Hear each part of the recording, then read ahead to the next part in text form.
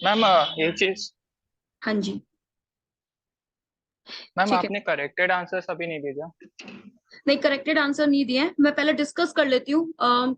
Most probably इसके model answer मैंने बनाया है, अगर पीडीएफ में कन्वर्ट हो जाएगी तो मैं आपके साथ शेयर कर दूंगी।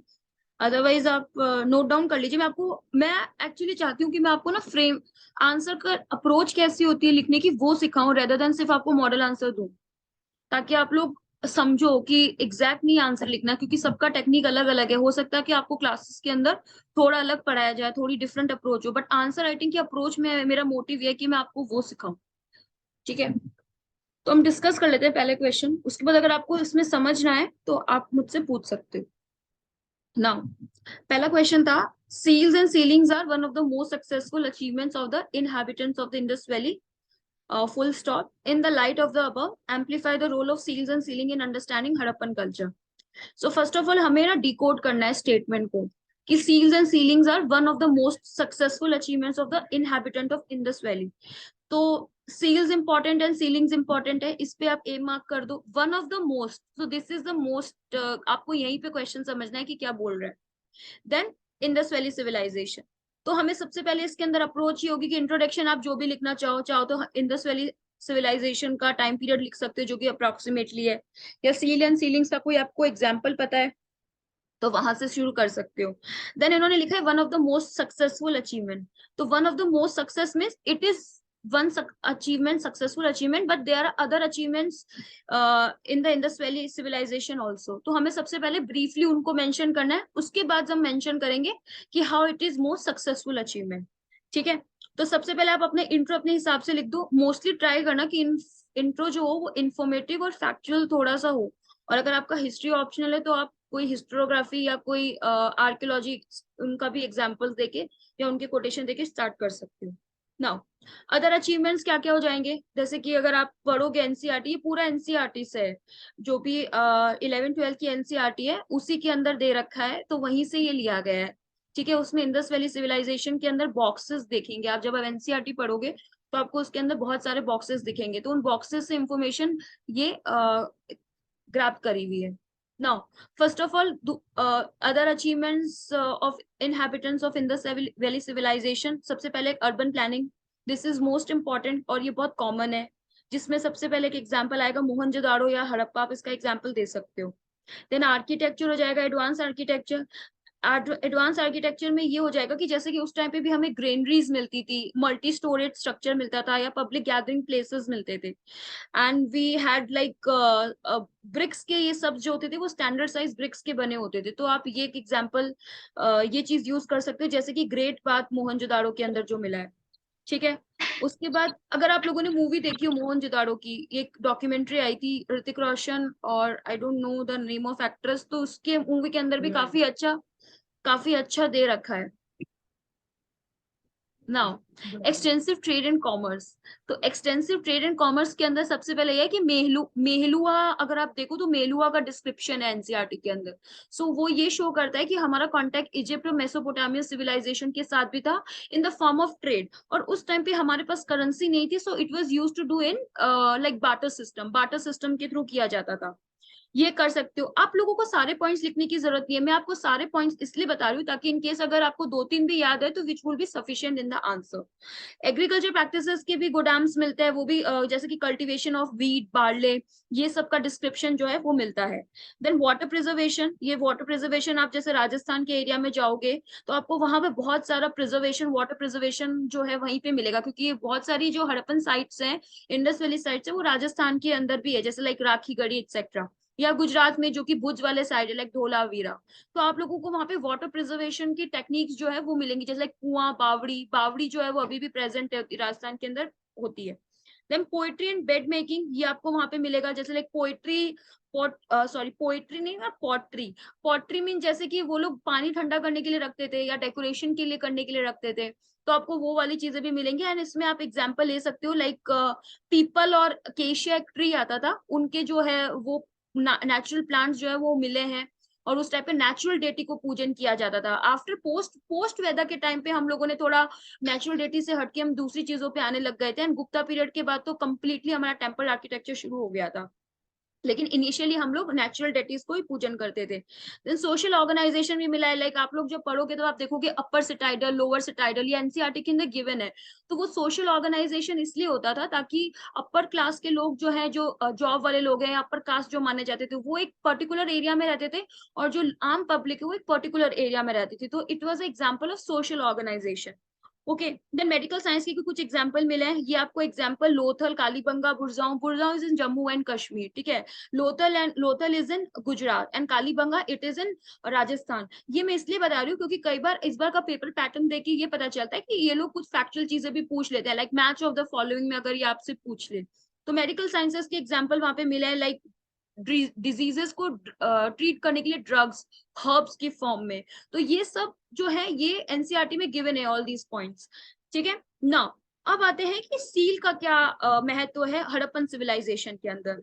तो सील के अंदर हमें सबसे पहले देखो, सील्स जो होती है it is a symbol of Prestige and power mostly. अगर आप गुप्ता पीरियड के अंदर आओगे, सबसे कॉइन्स आपको वहां मिलेंगे। हर्षवर्धन के टाइम पे आपको सबसे ज्यादा कॉइन्स मिलेंगे, ठीक है। सोने के सिक्के आपको गुप्ता के टाइम पे सबसे ज्यादा मिलेंगे। तो ये जो कॉइन्स होते हैं ना, अगर आप लोगों के पास किसी को कॉइन का शौक हो, तो अगर आप देखो पुराने जमाने की कॉइन्स, अगर म्यूजियम वगैरह में भी जाओ, so they have like lot of king का स्ट्रक्चर होता है, या टेम्पल का होता है, या किसी बिल्डिंग का होता है। वो उनकी पावर एंड प्रेस्टीज को बताता है। तो सबसे पहला पॉइंट यहाँ पे आना चाहिए कि एडमिनिस्ट्रेशन। तो सील्स के थ्रू हमें एडमिनिस्ट्रेशन के थ्रू पता चलता है। तो जिसके अंदर सबसे ज्यादा वो जो सील्स है वो हड़प्पा के अंदर मिलती है। राइटिंग सिस्टम, उस टाइम पर राइटिंग सिस्टम इतना डेवलप नहीं था, ऑफ कोर्स, क्योंकि ये सब चीजें पोस्ट वैदिक के टाइम पे आई थी राइटिंग सिस्टम। तो राइटिंग सिस्टम नहीं था, बट यहाँ पे थोड़ी थोड़ी स्क्रिप्ट मिली है, but it is has not been deciphered. Decipher का मतलब है कि इनको रीड नहीं की जा सकती है, और इनका कोई ट्रांसलेशन नहीं हुआ है। आर्टिस्टिक एंड कल्चरल एक्सप्रेशन, ये आपको मैंने पोट्री के फॉर्म में बता ही दिया है कि आर्ट एंड आर्किटेक्चर के फॉर्म में भी मिलता है, क्योंकि वहां पे आपको डांसिंग डांसिंग गॉडेसेस भी मिली है। नो रिलीजियस एक्सप्रेशन, ये वही है कि आपको डांसिंग सील्स मिली है, जिसके अंदर मोहनजोदाड़ो से मिली है। तो मोस्टली सील्स जो है वो मोहनजोदाड़ो और हड़प्पा से मिली है। कुछ कुछ साइट्स जैसे कालीबंगा, राखीगढ़ी, लोथल, वहां से कुछ कुछ चीजें मिली है, ठीक है। तो ये एक चीज थे जो ये सील्स का इंपॉर्टेंट है। एंड में आप चाहो तो कोई स्टेटमेंट के थ्रू एंड कर सकते हो, या फिर कोई फैक्चुअल इंफॉर्मेशन के थ्रू एंड कर सकते हो, और वो बड़ी अच्छी है। ठीक है।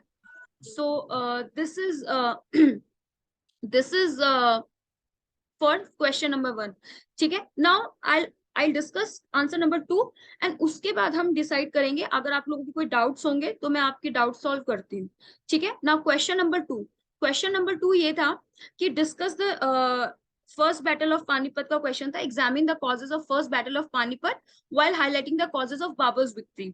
सो ये मिडेवल का क्वेश्चन इसलिए दिया हुआ है क्योंकि अगर आप पिछले साल के पेपर्स देखोगे तो मिडेवल में पानीपत से क्वेश्चंस आए हुए हैं। तो इट इज अ थीम। तो फर्स्ट बैटल भी पूछ सकते हैं, सेकंड भी और थर्ड भी। बट सिंस बाबर के बारे में ऑलरेडी यूपीएससी ने क्वेश्चन पूछा हुआ है, like if you know remember, अगर आप पुराने पेपर्स देखोगे तो 2015-16 के टाइम पे ये क्वेश्चन पूछा था प्रीलिम्स के अंदर कि गन पाउडर का रूल सबसे पहले किस टाइम पे यूज हुआ था, और उसके अंदर ऑप्शन में बाबर का स्टेटमेंट था। तो अगर आप वो क्वेश्चन सॉल्व करना, आई विल रिक्वेस्ट कि आप 2015 प्रीलिम्स का पेपर देखना, उसके अंदर एक क्वेश्चन था। तो इट मीन्स कि वो लोग थीम्स के बेसिस पे अगर जाएं तो थीम्स के बेसिस पे battle of Panipat is very important and Babur is also very important. तो इसलिए मैंने क्वेश्चन दिया है। नाउ इसके अंदर आपको सबसे पहले ये बताना है कि फर्स्ट बैटल ऑफ पानीपत का कॉजेस क्या था, और उसके बाद आपको ये बताना है कि बाबर की उसके अंदर विक्ट्री हुई थी। तो बाबर की जो विक्ट्री हुई थी उसके रीजन क्या थे, ठीक है। तो सबसे पहले आपको ये पता होना चाहिए कि फर्स्ट बैटल ऑफ पानीपत लड़ा किन के बीच में गया था। लड़ा इब्राहिम लोदी एंड बाबर के बीच में। एंड बाबर ने वही थे जिन्होंने मुगल एम्पायर की नींव रखी थी, okay. And Ibrahim Lodi empire था, एंड दिल्ली सल्तनत का आखिरी मतलब चल रहा था, ठीक है, लेगेसी। नाउ सबसे पहले आपको ये पता होना चाहिए कि कॉजेज ऑफ बैटल। तो कॉजेज ऑफ बैटल में आप सबसे पहले ना डिवाइड कर दो, जैसे कि मैंने आपको पिछली क्लासेस में भी बता रखा है कि आप कोई भी क्वेश्चन को बहुत सारे पार्ट में डिवाइड कर दो, like social, economics, political, like this, and administrative. और अगर कोई सूफी भक्ति इस टाइप का क्वेश्चन हो तो रिलीजियस एस्पेक्ट भी आप उसके अंदर डाल सकते हो, और ऐसे के अंदर आप इन्वायरमेंटल एस्पेक्ट डाल सकते हो, right. So since is a history question, तो आप इसके अंदर पॉलिटिकल, सोशियो इकोनॉमिक सेग्रीगेट करके पॉइंट में कर दो आप। तो सबसे पहले अगर पॉलिटिकल की बात करें तो कोई भी बैटल क्यों लड़ा जाएगा, obviously because there is a rivalry for power.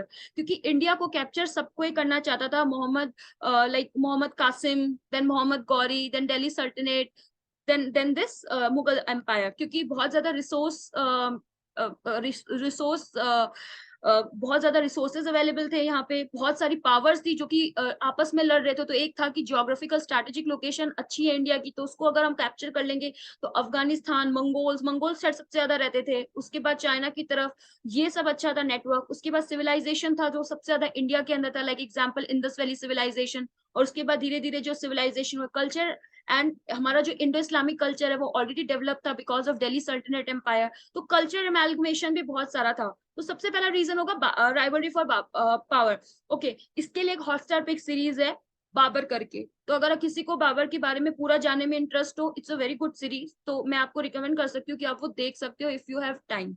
ठीक है, तो उसके अंदर बहुत अच्छे से एक्सप्लेन किया हुआ है कि बाबर का युद्ध इब्राहिम लोदी से कैसे हुआ था, उसके बाद उनकी फैमिली के बारे में, और जो बाबरनामा लिखी गई है वो कैसे लिखी गई है, उसके अंदर पूरा डिस्क्रिप्शन है। So you can watch that series also. Now rivalry for power, power के लिए राइवलरी थी, इब्राहिम लोदी दिल्ली में थे और बाबर को वहां आना था, बिकॉज ऑफ मैंने अभी जो रीजंस बताए सर्टेन रीजंस, उनकी वजह से। Then discontent among nobles, nobles का आप जरूर पढ़ना, क्योंकि नोबल्स जो है वो दिल्ली सल्तनत के टाइम से शुरू हुए थे, पहले स्लेव्स होते थे दिल्ली सल्तनत के टाइम पे, देन नोबल्स आने लगे। इल्तुतमिश, अगर आपने सुना हो, हिस्ट्री पढ़ी हो, तो इल्तुतमिश के टाइम पे तिरंगानी चिलंगानी जिनको बोलते थे, तरके चिलंगानी, यानी कि नोबल्स 40 रूल्स ऑफ 40, तो नोबल्स जो बात बोलते थे वो एम्पायर को मानना पड़ता था, लाइक एम्पर को। ठीक है, तो इसके लिए क्या कि डिसकंटेंट था उस टाइम पे, क्यों? क्योंकि सब कुछ पावर सेग्रीगेटेड थी, मराठा अलग से थे, विजयनगर एम्पायर अलग से था, डेवलप हो रहा था, बीजापुर गोलकोंडा एम्पायर अलग से डेवलप हो रहे थे, तो बहुत ज्यादा ना डिससेग्रीगेटेड और डिसकंटेंट था नोबल्स के बीच में, जिसकी वजह से एक रूम मिल गया बाबर को कि वो इंडिया आके लड़ाई करें और इंडिया पे कैप्चर करें। Technological advancement, this is one of the point जो कि एनसीईआरटी से लिया गया है, क्योंकि ये क्वेश्चन मैंने आपको बताया था, technological advancement not in form of the social media etcetera. Gun powder का जो रूल किया, गन पाउडर का जो इस्तेमाल शुरू हुआ था, या फिर बड़ी बड़ी वेपन्स का जो इस्तेमाल शुरू हुआ था, वो नोबल्स, ये लोग मुगल्स ही लेके आए थे। ठीक है, तो एक ये रीजन था क्योंकि बहुत अच्छी आर्मी थी, and we Indians we use to fight, Maratha specially use to fight with elephants, तो वो बहुत हैवी हो जाते थे, but they use to fight with weapons, big weapons, and mostly horses, और उस मंगोल जो हॉर्सेस होते थे दे आर वेरी एफिशिएंट। तो इसकी वजह से टेक्नोलॉजिकल एडवांसमेंट की वन ऑफ द रीजन था जिनकी वजह से उनको स्ट्रेंथ मिली। ज्योग्राफिकल एडवांटेज मैंने आपके साथ डिस्कस करी हुई है, पानीपत एक बहुत अच्छी प्रॉक्सिमिटी पे है, अगर आप चाहो तो इसके अंदर मैप बना सकते हो, लाइक अच्छा आंसर को प्रेजेंटेशन करने के लिए, लेकिन पहले आप आंसर राइटिंग पे फोकस करो, उसके बाद आप मैप वगैरह ये सब चीजें जो है बेसिक चीजें जो मैं आपको सिखाऊंगी जिसमें आंसर राइटिंग को एनहांस कर सकते हैं। No personal ambition, personal ambition है ये आप स्टोरी एक बहुत बड़ी, वो बाबर सीरीज के अंदर भी दे रखी है, तो आप अगर चाहो तो वो भी लिख सकते हो कि उनके बीच में बहुत पर्सनल राइवलरी हो रही थी, तो उनको ये था कि बाबर को कि नहीं, मुझे इंडिया को तो इंडिया को कैप्चर करना ही है। ठीक है, देन फियर ऑफ उज्बेक, जो मैंने आपको बताया था, उनको उज्बेकिस्तान की तरफ से फियर था, क्योंकि उनकी अगर पोजीशन इंडिया में होल्ड होती तो नेबरिंग कंट्रीज है, तो वहां से जो भी इन्वेडर्स अगर आ रहे हैं या मंगोल्स जा रहे हैं तो उनके लिए बेनिफिट होगा कि हम एक दिल्ली में एक स्ट्रेटेजिक लोकेशन पे हो। नाउ रीजन ये क्या है, अब ये हो गए कॉजेस बैटल ऑफ पानीपत के। Now second part is we will address the first battle of Panipat, जिसके अंदर बाबर की विक्ट्री क्यों हुई, बाबर की विक्ट्री हुई तो रीजन होंगे ना, कि इसमें क्वेश्चन को घुमा के भी पूछा जा सकता है कि what were the reasons of Ibrahim Lodi's failure, वो सेम होंगे, बाबर की विक्ट्री जो होगी वो सेम होंगे। तो स्ट्रैटेजिक लीडरशिप, बाबर की लीडरशिप काफी अच्छी थी, स्किल्ड नोबल्स थे, स्किल्ड आर्मी मैन थे वहां पे। Then superior artillery and warfare technology, एक ये पॉइंट है कि उनके पास जो वॉरफेयर था वो काफी स्ट्रॉन्ग था, जैसे कि मैंने बताया टेक्नोलॉजिकल एडवांसमेंट एक ये रीजन है। ठीक है, उसके बाद उनके पास टैक्टिक्स अच्छी थी, जो कि मैंने आपको बताया अभी कि एलिफेंट नहीं हॉर्सेस यूज करते थे, ऑल दीज, तो उनकी वजह से ट्रेनिंग अच्छी होने लगी धीरे धीरे, और आर्मी की एफिशिएंसी काफी स्ट्रांग थी। देन लोधी डायनासिटी की एक वीकनेस, एक बहुत बड़ा रीजन है बाबर की सक्सेस के लिए, क्योंकि धीरे धीरे डिटोरिएट हो रहा था उनका एम्पायर, उनके पास फाइनेंशियल क्रंचेस थे, इकोनॉमिक सिक्योरिटी नहीं थी, और उन्होंने स्पेंड नहीं किया था, एडमिनिस्ट्रेशन आपस में लड़ रहा था, तो ये रीजन थे जिसकी वजह से आपका बाबर जो है वो उनको सक्सेस मिली। ठीक है, तो यहीं पे ये क्वेश्चन मतलब खत्म होता है, इसके अंदर कंक्लूड कर सकते हो कि बाबर ने फिर इंडिया के अंदर आए और इन्होंने एक अच्छा सोवरेन एम्पायर बनाया, बट फर्दर उनकी सडन डेथ हो गई थी सडनली। उसके बाद हुमायूं आया जो कि कंटिन्यू लेगेसी को नहीं कर पाए, क्योंकि उनके बीच में कॉन्फ्लिक्ट था शेरशाह सूरी के बीच में, एंड शेरशाह सूरी ने कंटिन्यू आगे किया। तो ये क्वेश्चंस थे दो। आई नो इट्स वेरी थोड़ा टेक्निकल क्वेश्चंस थे, आंसर्स थे, लेकिन ये आप जब एनसीईआरटी पढ़ोगे हिस्ट्री की तो एज इट इज ये सब पॉइंट्स उसके अंदर गिवन है। तो ये है कि आप कीवर्ड्स नोट डाउन करो और कीवर्ड्स पे आप आंसर लिख सकते हो। अब किसी को कोई डाउट है तो यू कैन आस्क मी।